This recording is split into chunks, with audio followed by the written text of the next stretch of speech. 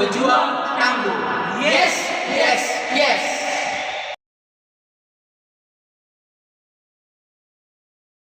Tantangan yang dihadapi peserta didik di masa mendatang, yang pertama, berkurangnya tenaga kerja manusia dengan alasan semakin tingginya teknologi terutama industri 5.0 tentu akan mempengaruhi terhadap jumlah tenaga kerja manusia. Yang kedua, bahwa dengan semakin canggihnya teknologi terutama di dalam pendidikan akan berkurangnya bersosialisasi antara peserta didik yang satu dengan yang lainnya.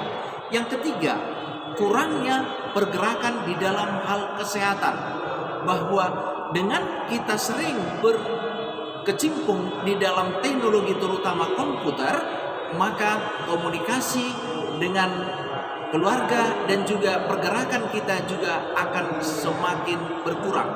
Keempat, kurang peka terhadap lingkungan di sekitar. Kelima, yaitu kurangnya keautentikan data yang kita harapkan sehingga terjadi juga manipulasi data. Data-data yang di internet sering diakses orang dan bisa digunakan sebagai untuk melakukan tindakan-tindakan baik yang positif maupun yang negatif. Sedangkan poin yang keenam adalah kurangnya akses ke publik, ya, di mana setiap masyarakat yang sudah terjaring dengan internet, akses dengan masyarakat atau interaksi antara satu dengan yang lain akan berkurang, sehingga komunikasi ataupun hubungan timbal balik dengan manusia yang satu dengan manusia yang lain ataupun dengan keluarga ataupun dengan masyarakat lingkungan sekitar kita itu akan semakin menurun. Sedangkan poin yang ketujuh adalah mobilitas transportasi semakin rendah.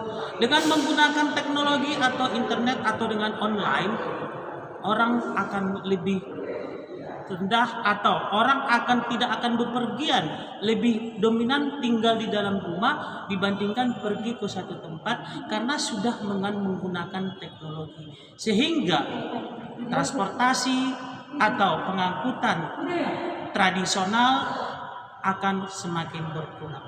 Saya, cara belajar untuk yang tradisional ini tidaklah cukup, tetapi harus dikolaborasikan antara pembelajaran tradisional ataupun konvensional itu dengan perkembangan IT ataupun teknologi dalam dunia pendidikan. Jadi dengan kolaborasi antara pembelajaran konvensional dan juga dengan teknologi itu akan memberikan dampak yang sangat positif dalam dunia pendidikan.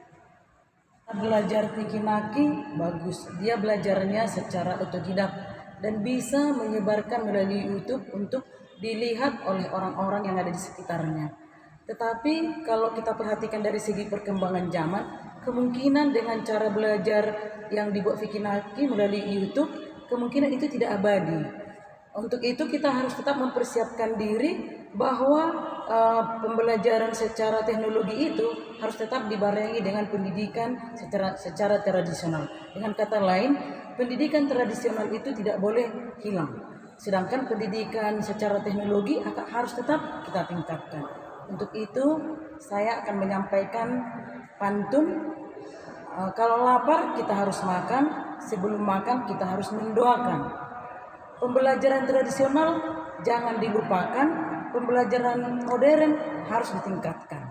Suka ada senang, dua-duanya ada dalam kehidupan. Kami dari kelompok Ketang akan selalu siap sedia. Pakai selasi. Sekian dan terima kasih. Bye.